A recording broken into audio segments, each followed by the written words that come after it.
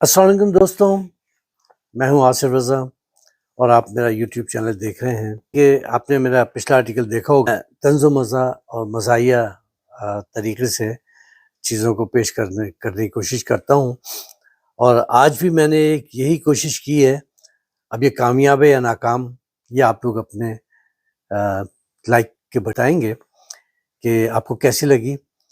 آپ کی ہمت افزائی ہوگی تو انشاءاللہ میں اور بھی اس سے بہتر کنٹینٹس اپلوڈ کرنے کی کوشش کروں گا، اور کوشش کروں گا کہ اور بھی ویڈیو میں جو میرے آرٹیکلز ہیں، میں کافی عرصے سے آرٹیکلز لکھ رہا ہوں اور مختلف اخبارات میں وہ شائع بھی ہوتے ہیں، تو امید کرتا ہوں آپ کو یہ آرٹیکل بھی پسند آئے گا۔ اس آرٹیکل کا نام ہے اتوار نامہ۔ اس میں نے منظر کشی کی ہے کچھ حالات کی، کچھ چیزوں کی، اور وہی جیسا کہ میں پیش کرتا ہوں جو اپنے آرٹیکلز میں، وہ ہوتا اس کا بیک گراؤنڈ وہی طنز و مزاح ہے جو میں کوشش کرتا ہوں کہ میں اس کو بہترین حالات کی عکاسی کر سکوں۔ تو چلیں شروع کرتے ہیں اپنا اتوار نامہ۔ سفر کرنے کا شوق کسے نہیں ہوتا، ہم کو بھی ہے، بلکہ یوں سمجھ لیں کہ پیدا ہونے کے بعد سے لے کر اب تک ہم کبھی اردو میں تو کبھی انگلش میں سفر کرتے آ رہے ہیں۔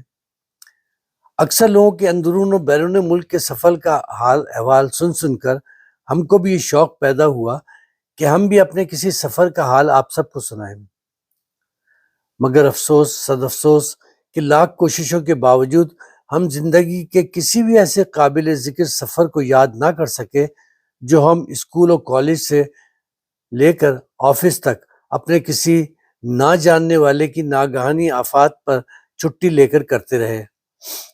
ہمیں اس وقت ان لوگوں پر رشک کے بجائے حسد محسوس ہوئی جو سرکاری خرچ پر لمبے لمبے سفر کرتے ہیں۔ اگر ان کو یہ سفر اپنی جیب سے کرنا پڑے تو شاید وہ ایئرپورٹ سے ہی گھر واپس آ جائیں۔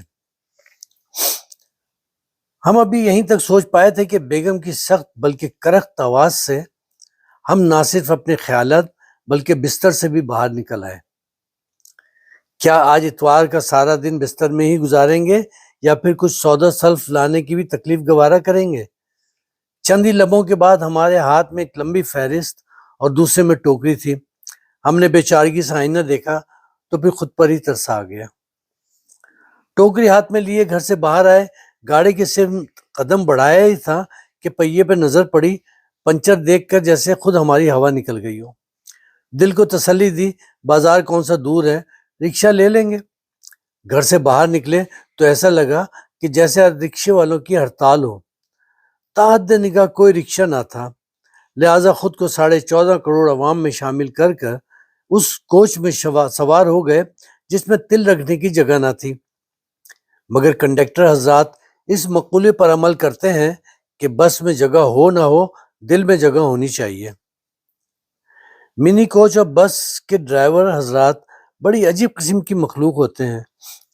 وہ مسلسل ایکسیلیٹر پر پاؤں سے دبا کر بار بار اس کے سٹارٹ ہونے کا یقین دلاتے رہتے ہیں۔ ایک ہاتھ سے کالر کو کھینچ کر پیچھے کی جانب کر کے گردن کو آگے کرتے ہوئے شیشے کے میں کبھی ادھر تو کبھی ادھر کے شیشے میں پیچھے سے آنے والی گاڑیوں کو بڑے فقری انداز میں دیکھتے ہیں۔ ہماری کوچ کا ڈرائیور بھی مسلسل ایسی ہی حرکات سے لطف اندوز ہو رہا تھا۔ آخرکار مسافروں کی موسیقی اور بس کے مختلف حصوں پر طبلے کی تباہ آزمائش سے بہت خوش ہو کر ڈرائیور نے گاڑی ایک زبردست جھٹکے سے آگے بڑھا دی۔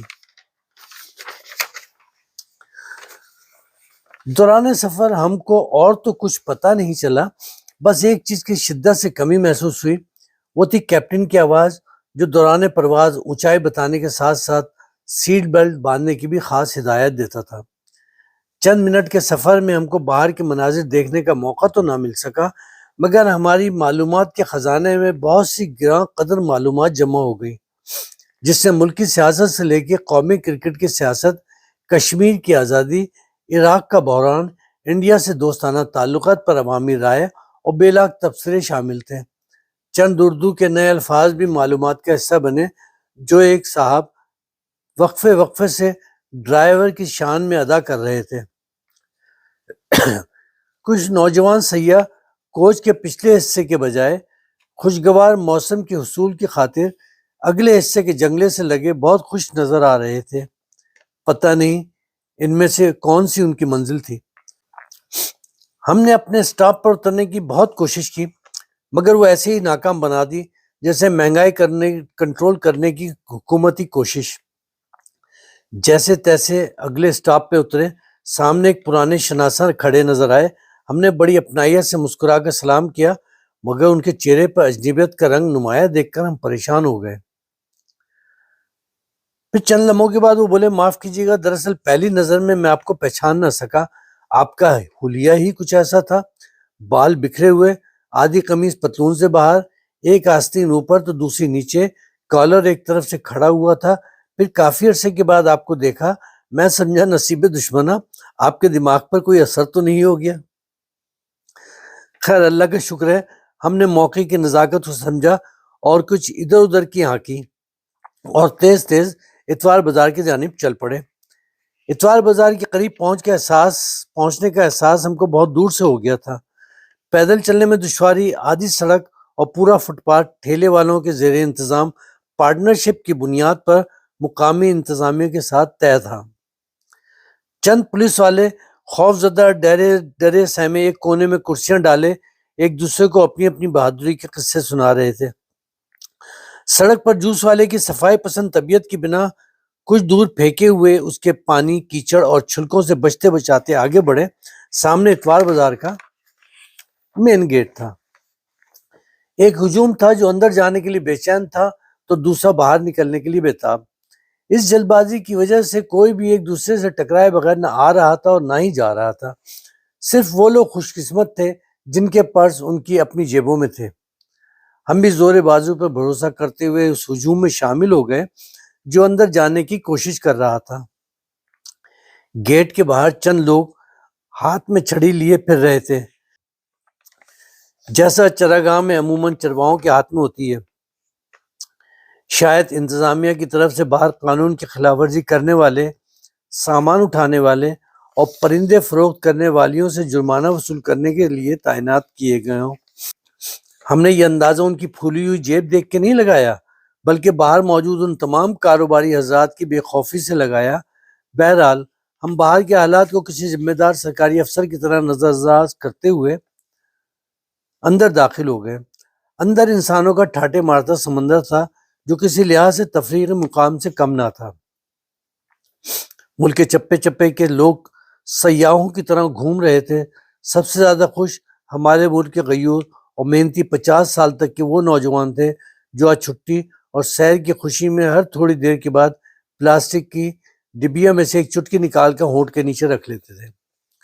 داخلی راستے کے دائیں جانب ایک شامیانہ تھا، باقی شامیانے سامنے کی جانب لگے تھے، جن پر کچھ پر سفید اور باقی پر رنگین کپڑوں کے بڑے بڑے جوڑ لگے ہوئے تھے۔ ہم ابھی اندر کا پوری طرح سے بھی جائزہ لینے نہ پائے تھے کہ ایک ڈیلیگیشن نے ہمارا بھرپور انداز میں استقبال کیا۔ ان میں ہر طرح کے موٹے تازے، دبلے پتلے، چھوٹے بڑے، بوڑھے نوجوان، مرد اور عورت سب شامل تھے۔ ان سب کی مشترکہ ڈیمانڈ تھی کہ اللہ کے نام پر جیب میں موجود تمام رقم ان کے حوالے کر دوں۔ ان کی دعائیں کم اور دھمکیاں زیادہ لگ رہی تھیں۔ چند کا رویہ تو ایسا تھا کہ اگر ہم نے مطلوبہ رقم ان کے حوالے نہ کی تو وہ خود جیب سے رقم نکال کر یہ کار خیر سر انجام دے دیں گے۔ ان کی اس قدر وسیع اور تیزی سے پھیلتے ہوئے بزنس کو دیکھتے ہوئے ہم بخوبی یہ اندازہ لگا سکتے ہیں کہ بہت جلد یہ لوگ کریڈٹ کارڈ اور چیک وغیرہ بھی ایکسیپٹ کرنے لگیں گے۔ ہم نے جلد ہی ان سے کچھ لو اور کچھ دو کی بنیاد پر کامیاب مذاکرات کیے اور سیدھے ہاتھ کی پہلی لائن میں داخل ہو گئے، جہاں پر ایکسپورٹ سے ریجیکٹ ہونے والے فروٹ دکھانے کے اور بیچنے کے اور کے اصول کے تحت بڑی خوبصورتی سے سجا رکھے تھے۔ ان فروٹ کی سجاوٹ اور مالک اسٹال کی جسامت کو دیکھتے ہوئے ہم ان کو چھونے کی جسارت بھی نہ کر سکے اور اس کے مرضی سے دیے ہوئے فروٹ کو کسی بڑے ملک کی جانب سے دی ہوئی امداد سمجھ کر قبول کر لیے۔ قیمت کا سن کر جب ہم نے انتظامیہ سے اس کی شکایت کی جھوٹی دھمکی دی تو وہ ہنس کے بولا، او جی ضرور کریں شکایت، یہ اسٹال ان کے سالے کا ہی تو ہے اور ہم سالے کی مضبوط سیاسی طاقت کے بارے میں کسی بھی قسم کی غلط فہمی کا شکار نہیں تھے، اسی لیے اس کی بات کا برا مانے بغیر اگلے سٹال کی جانب بڑھ گئے، جو اس کے دوسرے سالے کا نہ صحیح شاید سسر کا ہوگا۔ شکر ہے ان ساری چیزوں کی وجہ سے ہمارے سماج میں رشتے ناطے زندہ ہیں، ورنہ تو اس نفسا نفسی کے دور میں میکے والوں کی طرح یہ رشتے بھی کہیں کھو گئے۔ ہم نے جلدی جلدی پورے ہفتے بھر کے لیے فروٹ کی خریداری کی اور ایک کونے میں کھڑے ہو کر یہ حساب لگایا: 3 سیب، 6 کیلے، 1 کلو گنڈیریاں، 3 کنو، آدھا کلو امرود، بس بہت ہو گیا بھائی، اب کیا پورے شہر کی دعوت تھوڑی کرنی ہے؟ اور پھر قناعت پسندی بھی تو کوئی چیز ہے۔ راستے میں پڑی ہوئی ٹوٹی ٹیبل اور فروٹ کے کھوکے پھلانگ کر ہم سبزی والے کے حصے میں داخل ہو گئے، جہاں پر سبزیاں پانی میں ایسے بھیگی ہوئی تھی جیسے ان پر ابھی ابھی بارش کا زور ٹوٹا ہو۔ پھر ہم نے دوسرے گاہکوں کی طرح آدھی سبزی اور آدھا پانی پورے پیسے دے کے خریدی۔ اس وقت ہم کو دودھ والوں پہ بڑا ترس آیا کہ یہ لوگ بلا وجہ اکیلے بدنام ہیں۔ پورے شہر میں شور شرابے میں کان پڑی آواز سنائی نہیں دے رہی تھی، ہر شخص چیخ چیخ کے بولنے کا بھرپور مظاہرہ کر رہا تھا۔ اس میں زیادہ تعداد مرد حضرات کی تھی، ہو سکتا ہے ان کو گھر میں اونچی آواز میں بات کرنے کی حسرت رہی ہو۔ خود ہمارا گلا بھی خراش کرنے لگا تھا، اس لیے قریبی کولڈ ڈرنک کے سٹال کی جانب لپک کر بڑھ گئے اور بوتل کے منہ کو لگے زنگ کو صاف کرنے کی ناکام کوشش کے بعد گٹا گٹ حلق میں انڈیل لیا۔ چند قدم پر تولیے والے ریجیکٹ کوالٹی کو ایکسپورٹ کوالٹی ثابت کرنے کے لیے پورا زور صرف کر رہے تھے۔ برابر میں چپل والا 100 روپے جوڑی کی آواز لگا رہا تھا۔ ہم پورے یقین کے ساتھ کہہ سکتے ہیں ہم نے ایسی ہی چپل صرف 60 روپے میں اس وقت خریدے جب ہمارے جوتے مسجد کی سیڑھیوں سے کسی کو پسند آ گئے تھے، ورنہ وہ جوتے ہمیں تو کیا ہمارے محلے کے موچی کو بھی سخت ناپسند تھے، کیونکہ اس کو بار بار ایک ہی جوتے میں سول لگانا پسند نہیں تھا۔ اس بازار کے ہر اسٹال پر رش تھا، لوگ خریداری کر رہے تھے، ہر ایک کے ہاتھوں میں تھیلے دیکھ کر ہم یہ سوچنے پہ مجبور ہو گئے کہ وہ کون لوگ ہیں جو اخبار میں مہنگائی کا رونا روتے ہیں، ٹی وی پہ انٹرویو دیتے ہیں، یہاں تک کسی کو کوئی فکر ہی نہیں تھی پیٹرول مہنگا ہو گیا، گیس کی قیمتوں میں اضافہ ہوا، آٹا گراں ہو گیا یا بجلی کے دام بڑھ گئے۔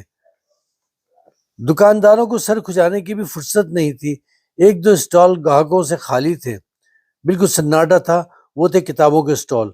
ہمیں حیرانی تھی تو ان لوگوں پر جو دکان پر سجی چیزوں سے زیادہ وہاں خریداری کے لیے آئے ہوئے حسین چہروں کو زیادہ تک رہے تھے۔ اکثر نے ہماری طرح کالا چشمہ لگایا ہوا تھا کہ کہیں راز افشا نہ ہو جائے۔ ذرا سا سکون پا کر ہم نے موبائل نکال کے دیکھا تو ہمارے حلق سے گھٹی گھٹی سی چیخ نکل گئی۔ 8 مس کال تھی اور وہ سب کی سب گھر سے تھی۔ اچانک موبائل سے گھنٹی کی دبی دبی آواز نکلی، ہم نے کانپتی ہوئی انگلی سے بٹن دبایا تو ایسا لگا کہ کال گاندھی گارڈن سے کنیکٹ ہو گئی ہو۔ دوسری جانب سے ببر شیر چنگاڑ رہا تھا، گھر واپسی کا آرڈر تھا۔ ہم نے فوراً واپسی کا رخت سفر باندھا اور تقریباً بھاگتے ہوئے بازار سے باہر آ گئے۔ کئی ایک نے سمجھا کہ ہم اسٹال سے کچھ اٹھا کر بھاگے ہیں، باہر پڑے کچرے کو پھلانگنے کے چکر میں ہم بیچ کچرے میں جا گرے، ہمارے ہاتھ سے نکل کے دور جا گرا۔ 5 کلو کے تھیلے کا وزن کم ہو کے 2 کلو رہ گیا تھا، مگر ہم کو اس کی فکر کہاں تھی، اور ہم ایک رکشے والے کی مرضی معلوم کرتے، پھر دوسرے کی، پھر تیسرے کی کرتے کرتے جب آخری کے پاس پہنچے تو سامنے گھر کی گلی نظر آئی اور عقل سے پیدل چلنے کو بہتر صحت کی ضمانت جانا، اور یوں لوٹ کے ہم گھر کو آئے۔ گھر میں داخل ہوتے ہی بیگم نے بڑے پیار بھرے انداز میں ہمارا استقبال کیا، دونوں تھیلے ہمارے ہاتھ سے لے کے آرام کرنے کو کہا اور پنکھا تیز کر کے کچن میں سے جوس بنا کر لائیں اور بولی آپ بھی کمال کرتے ہیں، کسی بچے کو ساتھ لے جاتے۔ اکیلے اتوار بازار چلے گئے، اتنا بھاری سامان اٹھا کر لائے، پھر بچوں کو ڈانٹا شور نہ بچائیں، ٹی وی کی آواز آہستہ کریں، تمہارے ابو بازار سے تھک کر آئے ہیں۔ اور ہم جوس پیتے ہوئے سوچنے لگے کہ کاش یہ آخری پیراگراف سچ ہوتا۔ تو دوستو بتائیے گا یہ آرٹیکل کیسا لگا، میری یہ کوشش کیسی تھی، اور اس کا اندازہ مجھے آپ کی لائک سے ہوگا۔